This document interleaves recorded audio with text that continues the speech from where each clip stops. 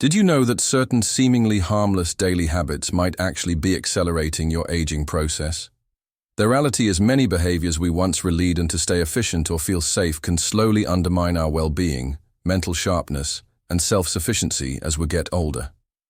Yet, hardly anyone discusses them, and by the time we take notice, we've already suffered the consequences: stiffness, low energy, forgotten plans, and a sense of disappointment or embarrassment. In this video, we'll dive into 6 unexpected habits you should consider letting go of after 70. Not because someone said you should, but because giving them up could pave the way for a more active, confident, and fulfilling life.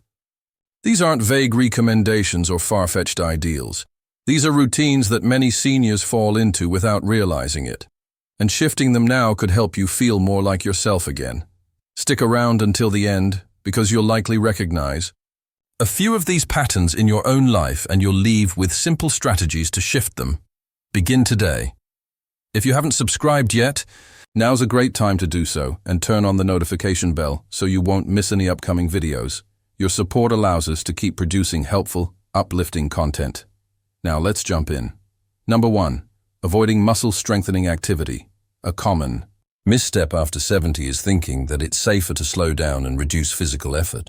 It might sound logical. Your joints might feel a bit stiffer. Your sense of balance might not be what it once was. And lifting more than a grocery bag may seem daunting. So many older adults scale back their movement, believing rest equals protection. But in truth, skipping strength-focused movement is one of the quickest paths to losing your freedom, physical capability, and autonomy. Muscles don't just provide power, they're essential for survival. After 70, muscle deterioration, or sarcopenia, speeds up unless we make a conscious effort to fight it. This doesn't mean hitting the gym or training like an athlete. It means keeping your existing muscles active. Even modest forms of resistance, such as using your body weight, light dumbbells, or resistance bands, can bring major benefits. The secret is staying consistent and intentional. Each time you walk, rise from a chair without help, lift a bag, or reach overhead, your muscles make that possible. Let me introduce you to Gilbert. At 82, he used to avoid most forms of exercise after Amanor fall a few years back. He became fearful of pushing himself, worried he'd get injured again. So he stuck to the couch, short walks, and routines that felt safe. But after seeing a physical therapist, he discovered that being inactive was causing more harm than movement ever would. He began with simple 5-minute strength exercises. Nothing complex, just standing up from a chair without using his arms, lifting cans of soup, and improving his balance by standing on one foot beside the kitchen counter. In just 2 months, his legs felt stronger and his self-assurance started to return. There's something deeply empowering about moving your body with intention. It's not only about mobility, it's about self-respect. It's about the confidence of knowing you can rise from bed without hesitation, walk through a store without relying on a cart, or lower yourself to the floor to play with your grandchild and know you'll be able to get back up. Strength provides that sense of freedom, and it doesn't require hours each day. A handful of consistent basic movements can begin restoring what time has tried to erode. The reason most people don't bring this up is because muscle loss happens silently. It doesn't cause pain, at least not at first, but you start noticing it in the little moments, losing your breath more quickly, finding stairs harder, or leaning on your arm just to rise from a seat. The earlier you catch it, the easier it is to turn around. It's never too late, and you don't need fancy tools. What you do need is the decision that maintaining your strength is more important than taking it easy. Number 2. Eating the way you did in your 40s. A common trap for many people over 70 is thinking they can stick to their old eating habits. Same portions, same meal schedules, same comfort foods repeated throughout the week. It feels routine, it feels comfortable. And for decades, it may have worked well, but your body no longer runs on the same operating system it did 30 years ago.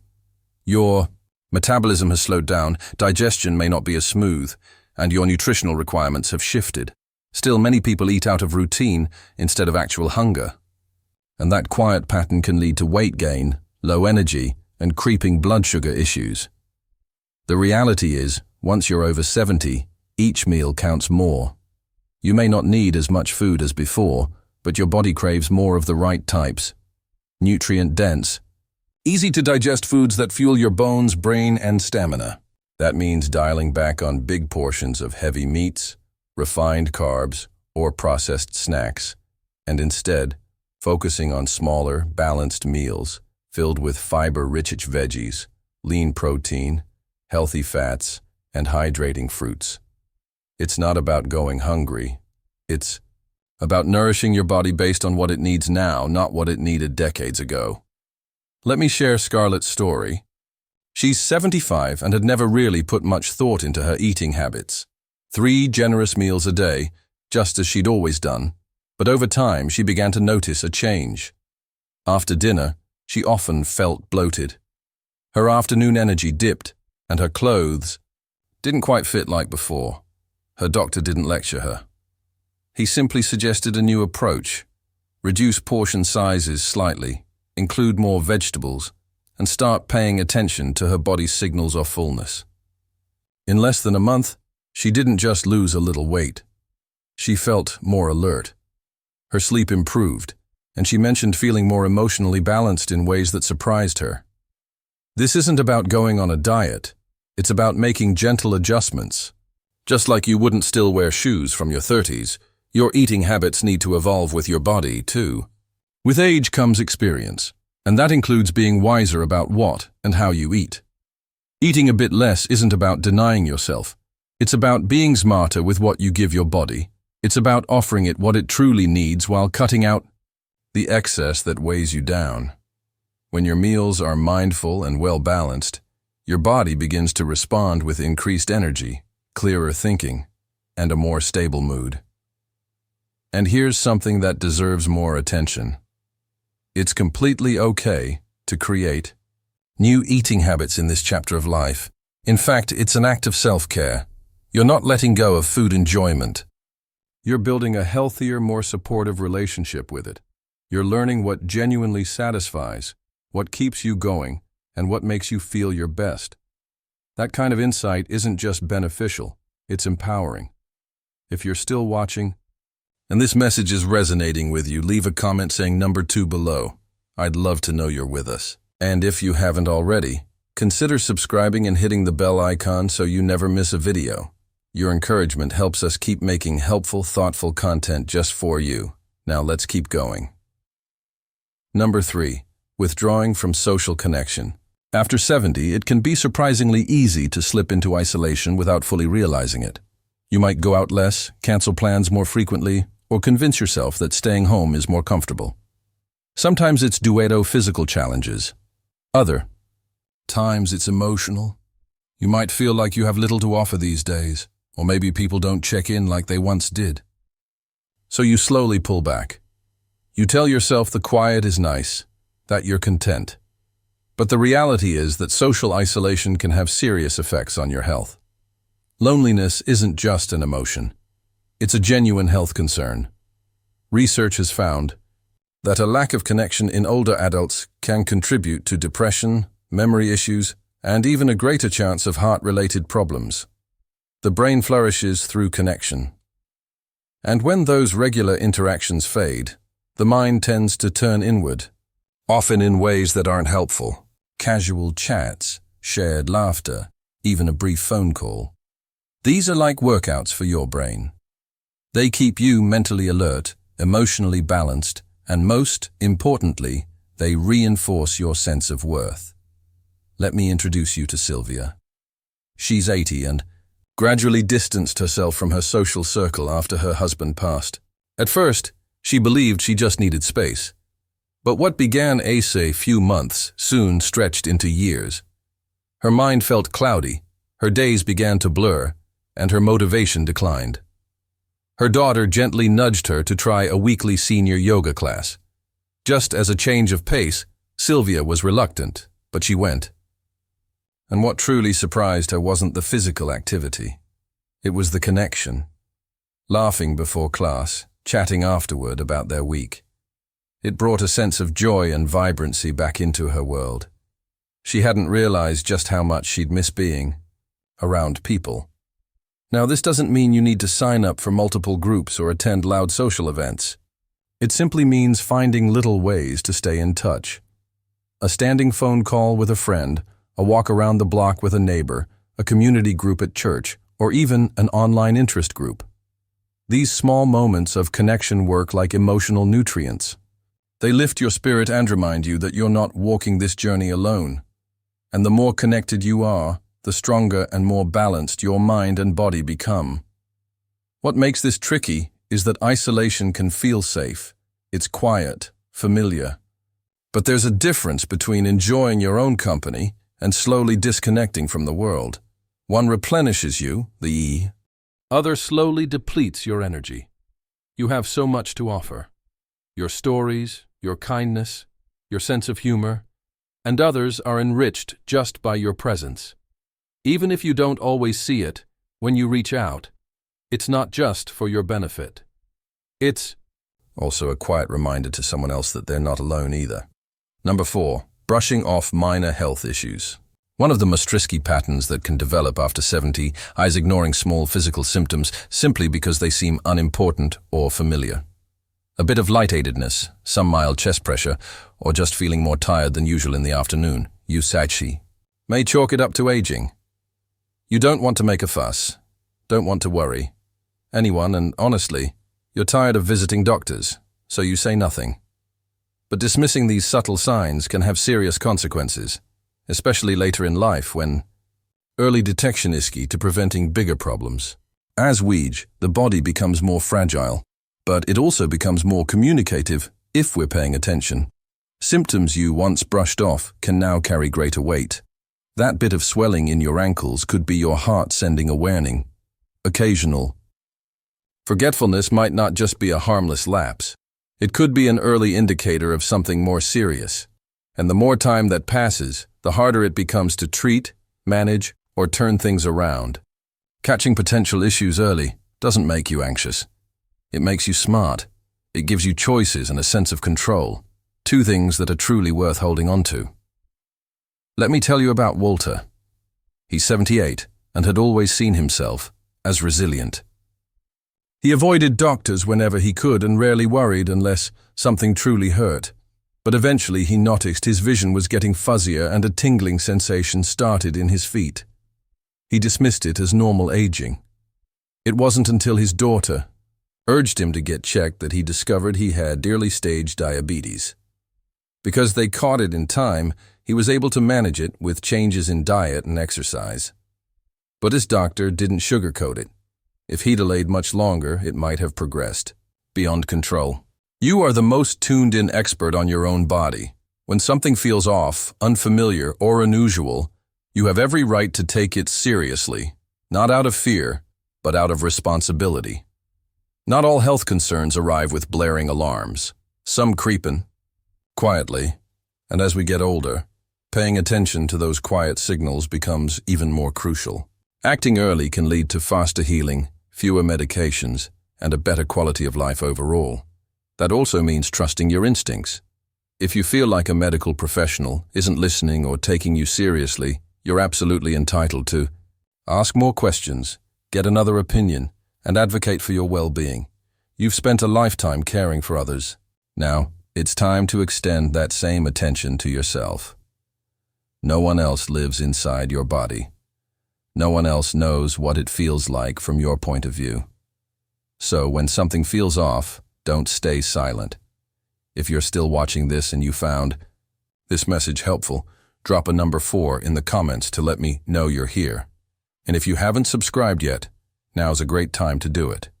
And don't forget to turn on notifications so you don't miss any future videos. Your support helps us keep making content that matters. Now let's continue. Number 5, depending on memory instead of writing things down. After 70, one of the most overlooked habits is relying too heavily on memory.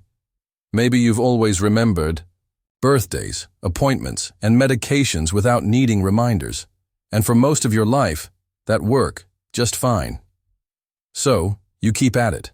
running through your schedule mentally, reminding yourself to make a call later, or tracking your pills without writing anything down. But here's the subtle risk. Memory doesn't work quite the way it used to, and leaning on it without backup can lead to small mistakes that turn into big problems. Missing a lunch date is one thing. Forgetting whether you've already taken your medications is something completely different, and it's more common than people like to admit. You might take a dose twice by accident, or skip it altogether, assuming you already did. That tiny moment of doubt can turn into serious health complications, especially when it involves blood pressure pills, diabetes meds, or painkillers.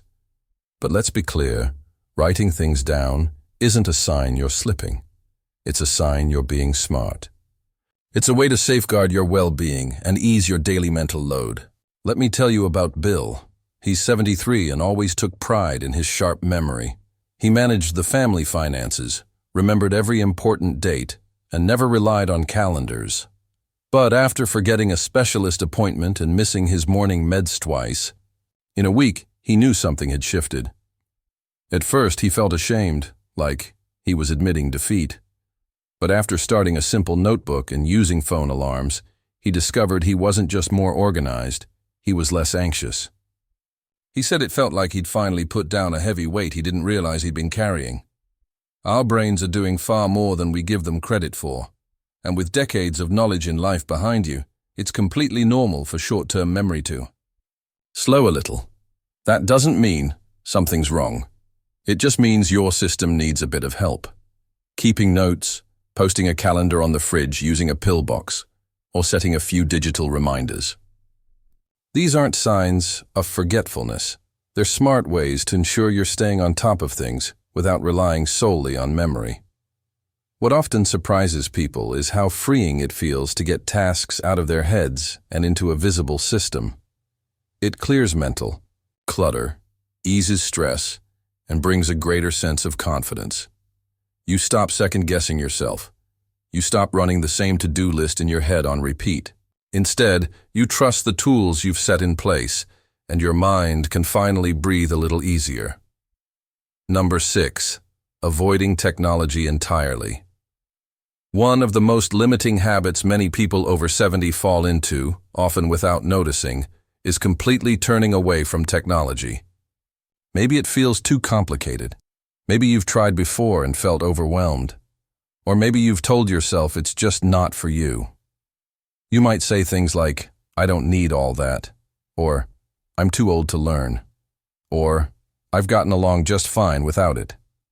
While those thoughts might bring comfort in the moment, they quietly create a distance between you and tools that could genuinely improve your life, making things simpler, safer, and more connected. Technology doesn't have to mean diving into social media or buying every new device on the market. It can be as simple as learning how to send a message, use a voice assistant to create a reminder, or access your health records online. These tools aren't just fads, they're lifelines.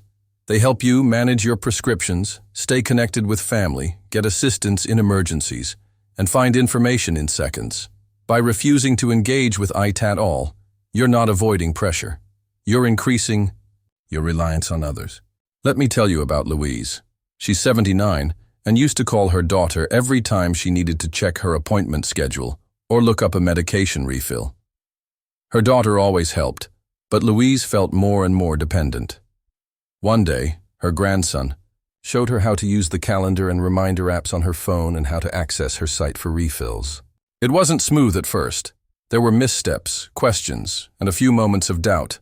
But after a few weeks, she found herself handling things on her own that once required several calls, and she felt something she hadn't felt in years. Capable. That's what this is really about. Not mastering the latest tech, but reclaiming your independence. Small wins with technology add up quickly. Checking the weather, reading messages, getting medical alerts, or even joining a virtual class. These little steps remind you that you can adapt, you can grow, and you can stay engaged with the world around you.